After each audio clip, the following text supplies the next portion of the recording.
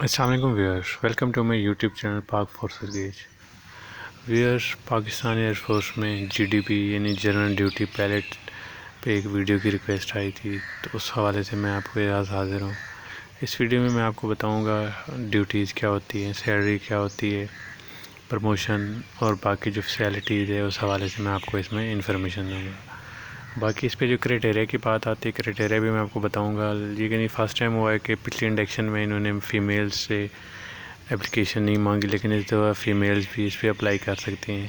لیکن اس میں چھوٹی سی یہ ہے کہ جو فیمیلز کا انہوں نے ایڈورٹائز کیا ہے اس پہ SSC لکھا ہے، ان کی شارٹ سروس کمیشن، جبکہ میلز کے لیے یہ پرماننٹ کمیشن ہے۔ شارٹ سروس کمیشن کیا ہوتا ہے اور پرماننٹ کمیشن کیا ہوتا ہے، اس کا فرق بھی انشاءاللہ اس ویڈیو میں آپ کو بتاؤں گا۔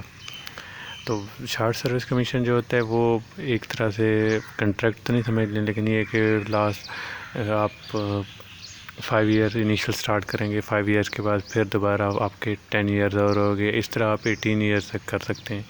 جبکہ پرماننٹ کمیشن میں ایسا نہیں ہوتا، وہ آپ سٹارٹ سے ہی اس پہ پرماننٹ ہو جاتے ہیں، یعنی کہ 18 سال تک آپ نے کرنی ہے بنا کسی پیریڈ کے یا رکاوٹ کے یا کوئی ایسے اس میں ایشو نہیں آنا۔ تو اس میں یہ جو آپ کے سامنے ایڈ ہے، اس میں میل کے لیے انہوں نے مانگا ہے کرائٹیریا، دونوں کے کرائٹیریا سیم ہے کہ 16 سے 22 سال تک آپ نے جو کینڈیڈیٹ ہیں وہ اپلائی کر سکتے ہیں، ان میرڈ ہونا چاہیے، باقی ہائٹ بھی سیم انہوں نے مانگی ہے۔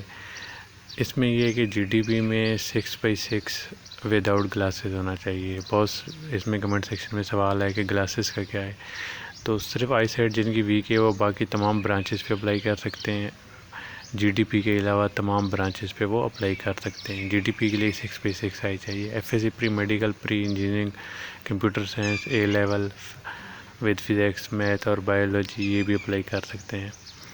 تو ان کی ٹریننگ 4 سالہ ٹریننگ ہے، 4 سالہ ٹریننگ کے بعد BS ایویشن مینجمنٹ میں ان کو ڈگری دی جائے گی۔ تو یہ فیمیلز کا جو ایڈ ہے SSC کا، یہ شارٹ سروس کمیشن ہے، ان کی کنٹینیوس سروس نہیں ہونی۔ پہلی جو سروس ہے وہ 5 سال تک ہونی ہے، 5 سال کے بعد ان کی ریکمنڈیشن جائے گی، اگر یہ فردر کر سکتی ہیں تو ان کو الاؤ کیا جائے گا، ورنہ وہیں سے ان کو ریٹائر کر دیا جائے گا۔ لیکن اس کے لیے بینیفٹ یہ ہے کہ یہ واحد پوسٹ ہے جس پہ لوگ چاہتے ہیں کہ ہم ریٹائر ہو جائیں، کیونکہ پھر یہ مختلف سول ڈپارٹمنٹ میں جو ایئر لائنز ہوتے ہیں ڈیفرنٹ پرائیویٹ، تو وہاں پہ وہ کام کرتے ہیں، اس سے زیادہ اچھی سیلری لے رہے ہوتے ہیں۔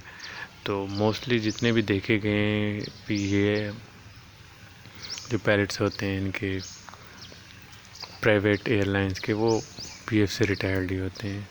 تو اب فی الحال اس پہ PF کے بارے میں بات کریں گے۔ SSC جو شارٹ سروس کمیشن ہے، یہ 5 سال بعد آپ کی ریکمنڈیشن جائے گی، اگر انہوں نے آپ کی جتنی بھی رپورٹس ہیں اس سے سیٹسفائی ہوئے تو فردر آپ کو ایکسٹینشن دیں گے، ورنہ وہیں پہ آپ کو ریٹائر کر دیں گے۔ جبکہ میل کے لیے ایسا کوئی سین نہیں ہے، ان کو پرماننٹ ہی کرنی پڑے گی۔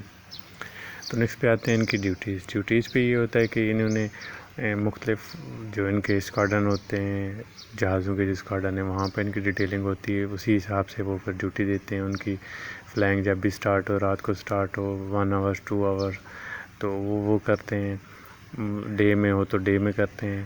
تو اسی طرح سے 4-5 جو ہے نا ایک ہی فلائنگ میں 4-5 پائلٹ شامل ہوتے ہیں۔ باقی سیلری سب سے زیادہ جو سیلری ہے وہ GDP کی سیلری ہے، تمام برانچوں میں سے سب سے زیادہ سیلری GDP کی ہے۔ یہ 1 لاکھ سے اوپر سٹارٹ میں لیتے ہیں، یعنی کہ ٹریننگ کے بعد یہ انہوں نے 2 سے 2.5 لاکھ تک ایزیلی یہ جو اسکواڈرن لیڈر تک آتے ہیں اتنے تک پہنچ جاتے ہیں۔ ان کے مختلف الاؤنسز ہوتے ہیں جو ان کو ملتے ہیں، لیکن اس پہ ایک یہ ہوتا ہے کہ اگر آپ اس میں اپلائی کر رہے ہیں تو آپ 100% نہیں، میں بلکہ کہوں گا 200% ہیلدی فزیکلی فٹ ہونا چاہیے۔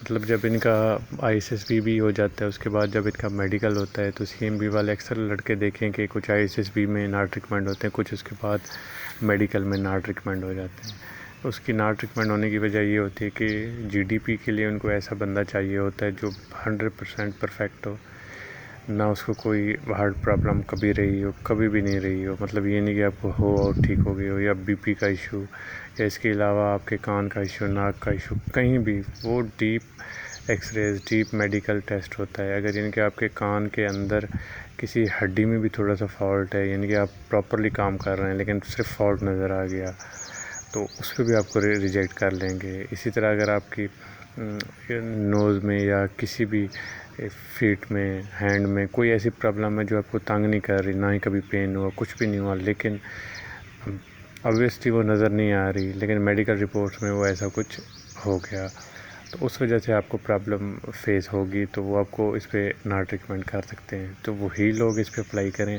جو 100% پرفیکٹ ہیں، ہیلتھی ہیں، کوئی ایشو نہیں ہے، وہی سلیکٹ ہوں گے. کیونکہ جب اینڈ پہ جو ان کا فائنل میڈیکل ہوتا ہے CMB میں، تو وہاں پہ انہوں نے جتنے بھی ٹیسٹ ہوتے ہیں وہ ڈیپ ٹیسٹ ہوتے ہیں، مطلب ایک ایک چیز کو باریکی سے دیکھا جاتا ہے. بہت سارے لڑکے اس پہ ریجیکٹ ہو جاتے ہیں. تو باقی ویکنسیز کی بات ہے تو ویکنسیز ان کی جو ہے نا آل اوور جو ہے نا وہ میکسیمم کر لیں آپ 10 ہوں گی.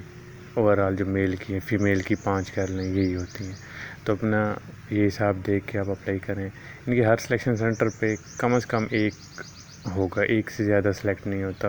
وہ آگے جا کے پھر ان میں سے بھی کوئی انفٹ ہو جاتا ہے، لیکن یہی کرائٹیریا ہے. جتنی بھی سلیکشن ہوئی ہے پچھلے 10 سالوں میں، ہر سینٹر پہ ایک ہوتی ہے. میکسیمم سینٹر پہ نہیں ہوتی، سلیکشن ہو ہی نہیں پاتی GDP کی، باقی برانچز کی ہو جاتی. تو اپنا اسی حساب سے خیال رکھ کے اپلائی کیجیے تاکہ آپ کی سلیکشن ہو جائے. اسی برانچ میں کریں جس کے آپ اہل ہیں.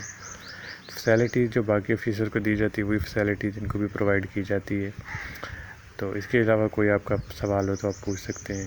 ڈیوٹیز بھی، پوسٹنگ بھی میں نے بتا دی، رینک بھی سیم ہے. لیکن ان کی ایک چیز ہے کہ ان کی پروموشن اتنی جلدی ہوتی ہے کہ یہ چیف آف ایئر اسٹاف جو ہے نا وہ بن جاتے ہیں. ایئر چیف جو ہوتا ہے وہ GDP برانچ کا ہی بنتا ہے.